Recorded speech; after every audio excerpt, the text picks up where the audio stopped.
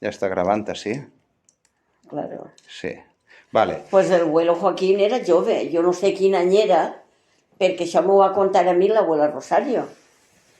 I... Estem parlant de Joaquín Sendra Femenia, Sí, pare del teu marit, claro, pare del meu home i abuelo teu. i l'abuela Rosario Sendra Sastre. Sastre, exacte. I pues és el abuelo, en el racó de Boja, que està a la caseta, i allí teníem una sènia, pues allí feien hortalissa per menjar. I un dia va anar i va veure que els guardes, que són els que guarden, estaven omplint-se el macuto de lo que ell tenia sembrat. Saps? Sí. Estaven omplint-se el macuto. Guardes forestals. Els guardes, correcte. Els guardes. I entonces el pare va anar, el abuelo va anar, i van arribar a Pego i ho va dir. Clar, tenia que haver anat a dir-ho a l'Ajuntament o a la policia, però la policia no li feien cas, entonces no feien cas perquè no es feien cas als llauradors. I entonces, pues el abuelo a tots els que coneixia ho va dir. I van anar els guardes a per ell i li van dir, ara té que vindre.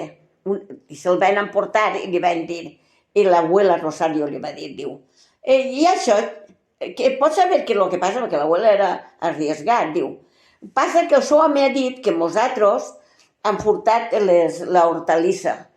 I l'abuela va dir, diu, no ho ha dit, és que ho dic, que vosaltres em veu furtar esteu anant a collir hortalissa no al meu bancal, al meu i al de tots els veïnats. Però ho diu perquè ho va veure. Perquè jo ho he vist, jo estava dins de la caseta i per la reixa vos vas veure. I va eixir i es va llamar l'atenció, saps? Aquells van dir, ara aquest home ho es publicarà. Què és el que va fer? Ho vas publicar. I van anar a per ell, la Guàrdia Civil van enviar a la Guàrdia Civil perquè anara per ell. I entonces li van dir, vostè té que vindre ara a la plaça que estava plena de gent i té que desmentir el que ha dit. I l'abuela Rosario diu, el meu home anirà amb vosaltres vulgueu, i més amenaçant-lo. Però jo aniré darrere en totes les dones del carrer i diré que ha anat amenaçat per vosaltres i que el que el meu home ha dit era veritat, perquè jo també estava. Han dit en les dones del carrer. Sí. I és que a mi em sona que va contar que no que tenia que anar a la plaça, sinó a més... Tenia que dir-ho a la gent. No tenia que anar pel carrer caminant com una processó. Sí, dient-ho. Explica hasta desde casa de l'abuela, que vivia a la carretera. Escolta, Carme. Els abuelos vivien a la carretera. Sí. I que era una eixida del poble. Tenia que anar hasta la plaça dient que el que ell havia dit era mentida. Ell tenia que anar desfilant dient... Exacte. Que el que ell havia dit dels guardes era mentida. Hasta la plaça que és on s'ajuntaven tots els homes per llogar-se, per anar-se'n a treballar el dia següent. És que vull que us enca la Carmen perquè vega qui era la seva bisabuela Rosario, perquè molta gent diuen que les dones antigament eren tontetes... No, señora, dice... L'abuela Rosario posava la punya damunt de la taula, el que era veritat. I si era mentira no ho admetia. Saps? I així és que... I entonces l'abuela Rosario va dir, diu, em pareix molt bé que vosaltres vulgueu lliurar-se-la abusant del meu home, perquè sou autoritats. Però com jo no sóc autoritat i sóc dona del meu home, i ho ha vist també el que feu, i jo aniré 4 passos darrere vosaltres dient que tot és mentira. Al mateix temps que desfilava el abuelo, darrere l'abuela dient és mentira, això.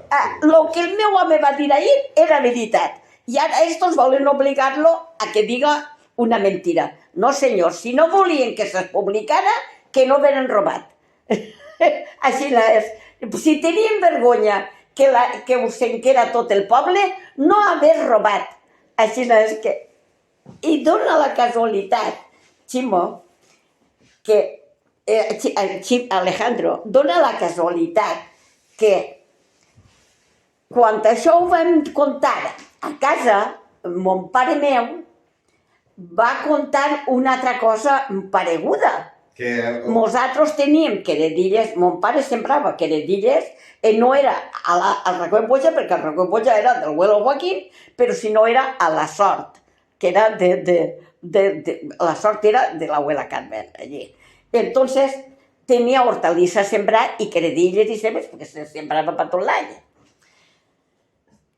I un dia, que va anar en bicicleta, en vez d'anar en el carro, va anar en bicicleta, i es va deixar la bicicleta arrimar una regaora que havia allí al camí, arrimar al camí, i diu, aquell què fa? I va mirar entremig dels d'això, i va mirar i va veure que estava escarbant la terra, arrencava queredilles i ho tornava a tapar, la queredillera. Si no és que ell agarrava les queredilles i es deixava la mata plantaeta altra volta. Plantaeta altra volta.